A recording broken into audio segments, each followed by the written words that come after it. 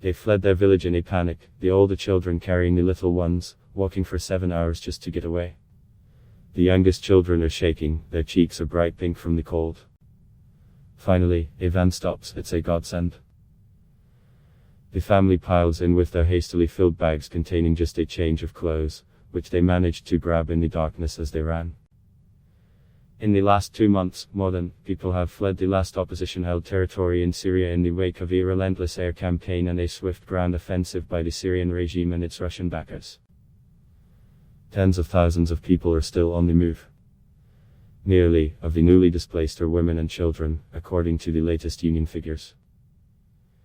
There is plenty of international condemnation, but little action to relieve the situation in Syria's northwestern province of Idlib and the surrounding areas.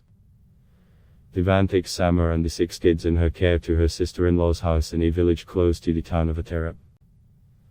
It's not far enough, but for now it will have to do. I don't feel better here, Samar told CNN. We need to leave, but we need to try to figure out transport or something, because if we try to walk it will be impossible. Just a few doors down, Amabdo's kids wait outside, bundled up in their winter coats as she finishes loading a truck with mattresses and blankets. The airstrikes are getting too close. It's time to leave. We are only taking a little, just some clothes, only what we need, Amabdo said. She walks into the bedroom one last time and pulls out the kids' toys from the closet. 8-year-old Daima grabs her favorite, a pink teddy bear called Hans. The youngest, 2-year-old Batul, grabs a yellow chick. 10-year-old Abdulbase keeps his hands in his pockets, he is too old to play with stuffed animals anyway. They fled their home 2 years ago, but had created new memories and a sense of stability in this house. The kids were in school and they had friends.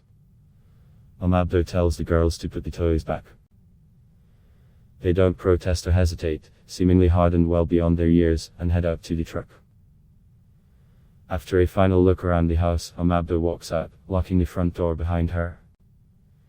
It's an incredible act of optimism as the Syrian regime onslaught continues and the future looks bleak. Fear of Syrian regime abounds. There are no good options for the population as the opposition enclave disintegrates. In the short term, many say they would prefer a Turkish protectorate that would let people go back home. The nightmare scenario is for the Syrian government to take back control and reimpose its brutal regime of massacres and Massachusetts detentions. For its part, Turkey has upped its military presence, sending in hundreds of armored vehicles and tanks in an effort to stop the government advance.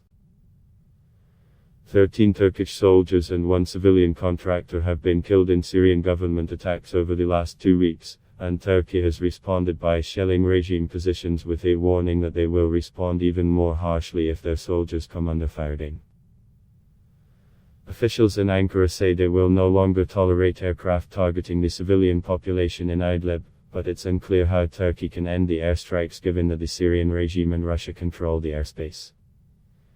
The Syrian government's official line over the last 9 years has been that they are fighting terrorists, even as they have hit civilian infrastructure, targeting hospitals, clinics and schools. In Idlib, Hayat Tahrir al Sham, Heights, a reincarnation of the Labama Qaeda-affiliated Jabhat al-Nusra, has been the dominant force. But the dynamic is changing with Turkey's increased military footprint in the area, according to Ömer Akizilcik, the editor-in-chief of Saray Gandemi, a Turkish analysis center focused on the Syrian civil war, and an analyst of the pro-government think tank SETA. Heights is no longer the dominant force in Idlib but the Turkish armed forces, TAF, said Akizilcik. Even without TAF, the internal balance of power has changed in favor of Turkish-backed rebels, who were forced out when extremists returned to Idlib. Civilians race to escape military advance. Amabdo drives off to join the thousands of others on the jam-packed roads out of Idlib, unsure of where they are headed or when she will be able to put her children to sleep in peace. It's a race against the Syrian government advance from the east, which threatens to choke off access to a nearby Turkish-controlled safe zone inside Syria. The Turkish border is open for aid coming into Syria, but closed to people who want to leave. Turkish officials have been warning for months that they cannot handle a new influx of refugees into the country, but the Syrian regime's offensive in Idlib could push nearly 3 million more people across the border into a nation that already hosts almost 4 million Syrian refugees. Swad watches the two-lane road outside her tent congested with desperate people fleeing, crammed into cars, trucks and vans. Tears roll down her face. Is this what has become of us, O Lord? She asks no one in particular. She may have to pack her family and move again, but for now she looks on in grief. The last opposition enclave is crumbling around her. The sound of artillery sometimes pierces through the cacophony of honking horns, as vehicles carrying the possessions of desperate people struggle to leave. It is a scene that plays out on every road leading out of the area. A father clutching his sick daughter says they've been on the road for 2 days trying to reach safety. Where is that? He points ahead. The camp, he says, before rushing off. Once independent from each other, the camps along the border with Turkey have sprawled into a massive city of semi-permanent structures.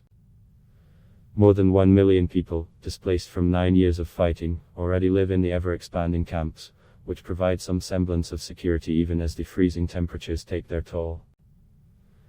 Sitting in the corner of the family's tent, Samiya recalls the night when temperatures dipped below freezing as the last of their fuel ran out. Her 7-month-old baby, Abdulwahab, was warm when she changed his diaper and fed him that evening before putting him to sleep for the night.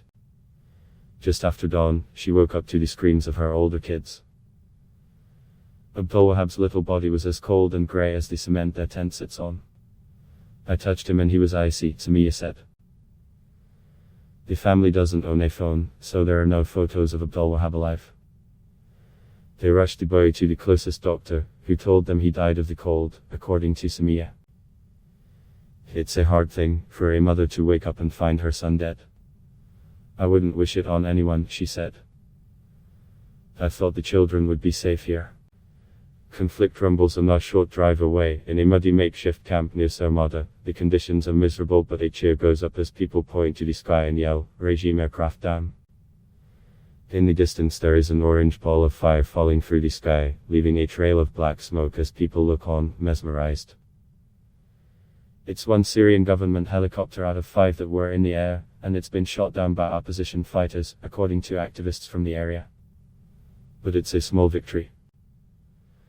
Syrian government forces have captured most of the highway that runs through the opposition-held area, which has shrunk to nearly half the size it was in 2018. When Turkey brokered a deal to set up military outposts to observe a ceasefire.